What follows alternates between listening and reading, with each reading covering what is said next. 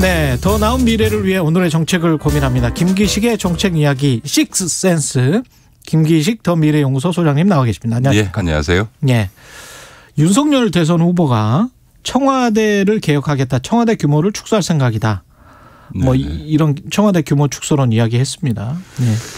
그러니까 두 가지 얘기한 게 있는데 하나는 이제 그 제2부속실 없애고 영부인제도 없애겠다. 예. 이거는 아마 그 김건희 씨 관련된 뭐 허위 경력이나 뭐 그 경력서 사문서 위조 이런 논란들이 계속 나오니까 그거를 이제 방어하고 특히나 이제 윤석열 후보가 대통령 되면 김건희 씨가 청와대 안방에 앉아가지고 윤석열 대통령 뒤에서 마쿠 실세되는 거 아니냐 이런 논란들을 차단하기 위한 이제 정치적 발언의 측면이 한 면이 있는 것 같고. 그렇죠. 그거 외에 지금 이제 그 청와대를 이제 30% 조직을 줄이고 더 나가서 수석제를 없애겠다. 그걸 검토하겠다. 이게 이제 사실은 청와대 조직 개편과 관련해서는 큰 이야기죠. 그러니까 내각 중심으로 내각에 있는 장관들과 청와대 대통령이 계속 합의를 하고 협의를 해 나가겠다 뭐 이런 이야기입니까? 그러니까 이제 그 이런 청와대를 이제 축소하고 수석제를 없애겠다라는 거는 양면의 평가가 가능한 것 같습니다. 예. 그러니까 한마디로 얘기하면 민주주의적 관점에서 보면 심각한 문제 의식이 들기도 합니다. 왜냐하면 사실은 대통령은 선출된 권력이고요. 예. 우리나라의 각 부처라고 하는 것은 선출되지 않고 행시라고 하는 시험을 통해서 뽑힌 관료에 의해서 장악되어 있는 거니까. 그러네요. 예, 관료 조직이 선출된 권력 위에 있을 수 없고 모든 관료 조직은 선출된 권력에 의해서 통제되는 것이 민주적 원리에 맞는 거죠. 예. 그런 점에서 우리나라에 있어서는 우리 행시제도라는 게 우리하고 일본밖에 없는 제도거든요. 그렇죠. 그러니까 이런 우리나라의 독특한 행시제도 하에서 발전된 관료제를 통제하기 위해서 사실은 대통령 권력이 대통령제하에서는 세야 되는 게 민주적 관점에서 많습니다. 김동연 후보는 아예 뭐 행정고시를 폐지하겠다고 그렇죠. 이제 그런 정도의 변화가 이루어지지 않는 다음에는 소위 민주적 관점에서 선출된 권력이 시험 뽑아서 들어온 엘리트 권력을 통제해야 되는 게 맞다라는 점에서는 청와대 축소론이라고 하는 것은 어떤 의미에서 보면 이런 어떤 민주적 발상에서는 조금 문제가 있는 발상이고 마치 이제 검찰총장으로서 관료 검찰을 지휘하듯이 본인은 이제 선출된 권력이라는 의식보다는 부처의 관료들 내가 다 지휘하면 돼라고 하는 아주 관료주의적 발상을 깔고 있는 거라고 하는 측면에서는 좀 비판받을 소지가 있다고 보고요. 예. 다만 그동안 이제 제왕적 대통령이라고 나왔던 건 이제 청와대가 부처 위에 군림해 오면서 호가호위해온 것에 대한 비판으로는 또 성립되는 게 있는 거죠. 규모를 만약에 축소를 해야 된다면 어떤 쪽을 어떻게 조정하는 게 맞다고 보세요? 저는 청와대 기능에서 제일 크게 문제가 되는 거는 인사와 민정이라고 봅니다. 특히 인사 문제와 관련해서는요. 당연히 장차관이라든가 기관장은 당연히 청와대가 인사하는 게 맞지만 지금 요즘 보면 이 각 부처의 국실장 인사까지를 청와대가 다 일일이 또 각 공공기관의 기관장뿐만 아니라 이사, 감사, 본부장 인사까지를 다 청와대가 관여하고 있고 거기서 결정을 해 주는 것은 매우 비정상적인 거죠. 왜냐하면 부처의 장관이 부처를 지휘하려고 그러면 적어도 장차관까지는 청와대가 임명하더라도 그 이하 1급 이하 인사와 관련해서는 장관이 인사권을 행사해야만 조직을 장악해서 운영을 할 거 아니겠습니까? 공공기관장은 청와대에서 임명하더라도 임명된 공공기관장이 자기 공공기관의 인사는 자율적으로 할 수 있도록 해야 되는 거죠. 그런 점에서는 청와대가 지나치게 공공부문과 공직사회의 인사권을 너무 많이 행사하고 있다라고 하는 점에서 인사권을 줄여야 되고 동시에 민정에서의 검증이라고 하는 것도 필요에 따라서 그 자리의 성격에 맞게 사실은 뭐 인사청문회를 해야 되는 장관들이야 당연히 엄격하게 할 수밖에 없지만 나머지 부분들은 사실은 기본적인 스크린만 해주고 나머지는 각 기관장들이 책임지게 해야 되는 건데 이런 이제 소위 민정과 인사 부분은 저는 기능과 역할을 확 줄여야 할 필요가 있다 이렇게 보죠. 김선우님은 영부인 여사 이런 단어 그만 쓸 때도 됐다고 봅니다. 이런 말씀하셨고요. K3125님은 근데 영부인 자리를 없애면 해외 순방 갈 때 대통령 혼자 가나요? 이런 말씀하셨는데. 아니 영부인 자리라는 게 아니 뭐 결혼하면 대통령 되면 부인하고 이혼하는 게 아닌데 당연히 예. 배우자가 수반 네. 동반해서 가게 되고요. 외국 정상의 배우자와 그렇죠. 우리 대통령의 배우자가 당연히 배우자들 간의 일정도 소화해야 되고 소화해야 되죠. 네, 제2부속실이 없어진다고 하더라도. 그렇죠. 그러니까 사실은 네. 제2부속실을 없앤다는 것도 있을 수가 없는 게 당연히 네. 대통령 부인이 그냥 청와대 이 안에만 있는 게 아니고요. 네.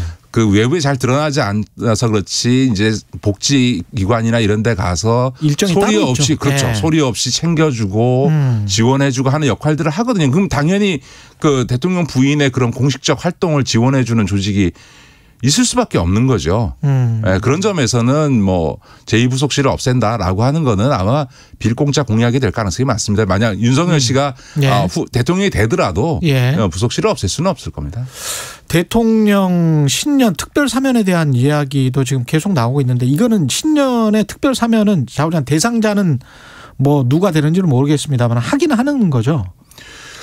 뭐 지금 이제 네. 그 크리스마스 전후에서 이제 사면을 그렇죠. 할 건데 이제 예. 일반 사면만 한다는 얘기고요. 일반 사면만 한다. 예. 그다음에 이제 무슨 박근혜 대통령이나 이명박 대통령을 네. 대상으로 하는 어떤 그 정치인들에 대한 특별 사면, 뭐 기업인들에 대한 특별 사면 이런 거는 현재까지는 없다는 게 지금 이제 들려오는 이야기들이죠. 박근혜 전 대통령 같은 경우는 건강에 약간 좀 문제가 있다. 그래서 최근에 검진을 받은 걸로 알고 있는데 이게 영향을 줄까요? 글쎄요. 그럼 아까부터 이제 뭐 여러 얘기들이 나옵니다만 예.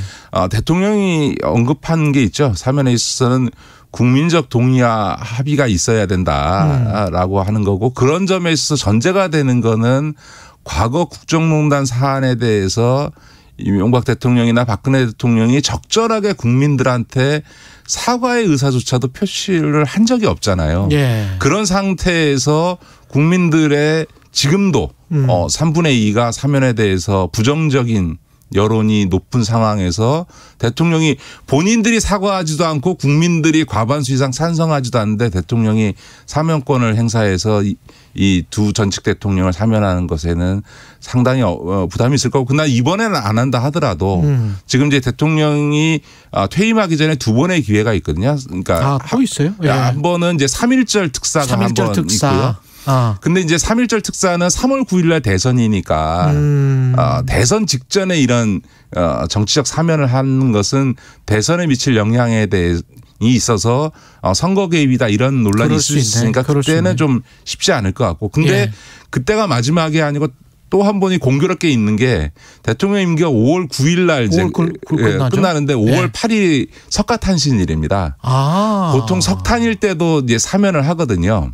그러네요. 그래서 대통령이 퇴임하기 직전에 석탄일에 맞춰서 그럴 가능성이 이 사면을 할 수도 있고 또 한편에서는 과거에 이제 대통령 임기가 2월 25일 날 시작될 때는 어떻게 했냐면 퇴임하는 대통령이 새로 선출된 당선자와 협의해서 새 정부 출범에 즈음한 특별 사면을 3.1절 특사라는 이름하에 단행을 했습니다. 그래서 퇴임하는 대통령이 새로 선출된 대통령의 요청을 받아서 명의만 퇴임하는 대통령이 사면을 해주고 퇴임하는 이런 관례들이 있었습니다. 예. 이제 그런 면에서도 지금 앞으로 이번 크리스마스 연말 특사가 없다 하더라도 앞으로도 두 번 정도의 사면 기회는 있지만 3.1절 특사는 아마 쉽지 않을 것이고 쉽지 않을 거고 네. 임기 말에 5월 8일 석가탄신일 때는 새 정부가 들어선 다음에 그 새 정부의 의사를 확인하면서 협의하면서 마지막 특사를 단행해서 새 정부에게 부담을 주지 않고 대통령 차원에서 그냥 임기 마무리하면서 이런 정치적으로 논란이 있는 사안들을 마무리하는 그런 사면을 단행할 가능성이 있는 거죠. 이재용 부회장 같은 경우는 지금 그 경영 활동을 사실상 하고는 있는데 특별 사면이 필요한 부분이 있다라고 계속 뭐 경총이나 정경련 쪽에서는 요구를 하고 있지 않습니까? 어떻게 생각하세요? 지금 아마 이번에 만약에 연말에 박근혜 이명박 대통령에 대한 특별 사면을 했다 하더라도 이재용 씨에 대한 사면은 아마 없었을 겁니다. 왜냐하면 이미 지난 가을에 특별 사면, 그러니까 가석방을 해주면서도 특혜 논란이 있었잖아요. 그런데 이제 1년 사이에 지금 몇 달도 반년도 안 지나서 또 가석방 해주면서 특혜 논란이 있었는데 불과 4-5달 만에 또 특별 사면을 해준다 그러면 무슨 뭐 대통령 권력을 무슨 기업 총수의 범법행위 봐주는데 쓰냐라는 논란이 커질 수밖에 없었기 때문에 그렇죠. 이번에는 어렵다고 봐야 되고요. 이제 과연 내년에 만약에 정치적 사면이 있을 때도 이재용 부회장을 사면해 줄 거냐라고 하는 부분은 그건 모르죠. 그건 정말 대통령의 부처님 오신 날 결단이기도 한데 이재용 부회장 입장에서도 지금 삼성 바이오로직 분식회계 사건으로 재판 중이잖아요. 근데 그거 중이죠. 무죄나기 되게 어렵거든요.